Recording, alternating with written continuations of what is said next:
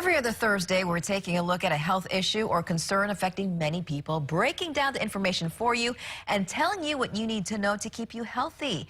Dr. Kalani Brady from the John A. Burns School of Medicine joins us now with this week's topic, the possible link between e-cigs and seizures. Good morning, Dr. Brady. Good morning, Christine. Very surprising yet disturbing investigation. First of all, let's talk about e-vaping, what it is and the effects. Okay, e-vaping in cigarettes, in regular cigarettes, basically we light up and we have a tobacco that burns.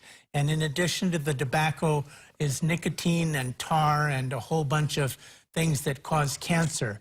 And that's how we inhale what we have to do.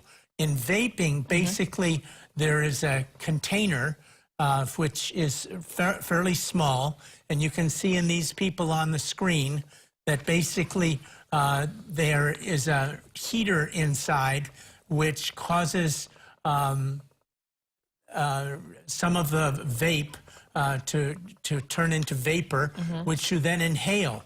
And so it's not a burning, it's more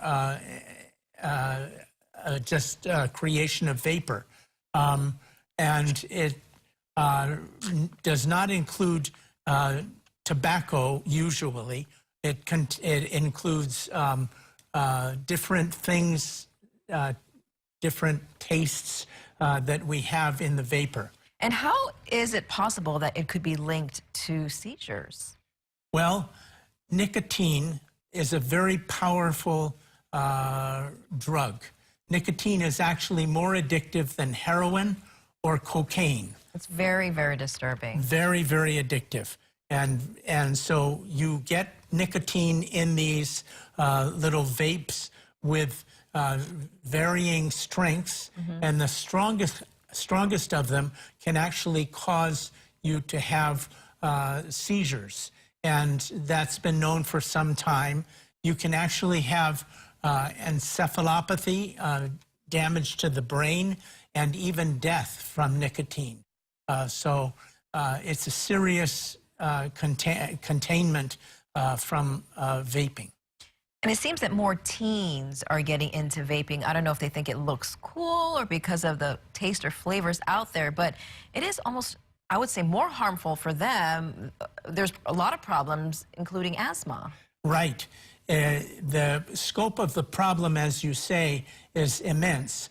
3 million high school students basically vaped in 2015, and back in 2011, 2 in 100, or 2% of high school students had used e-cigarettes. By 2015, that had risen to 16%, and by 2018, 21% of high school students had been vaping. So it's an epidemic in America, and it can cause all kinds of things, such as asthma in children, overdose in children. Asthma is, of course, inflammation of the breathing tubes, which is more common in children and youth and adults. Imagine all of that vapor going into your lungs and causing problems with your breathing tubes. Okay, so if you don't think that vaping and e-cigs is harmful, there's even more reason to be concerned now with this new investigation. Right. All right. Thank you so much, Dr. Brady, for sharing your knowledge with us, and we hope you have a good weekend. You too. See you back next week. Yes, indeed.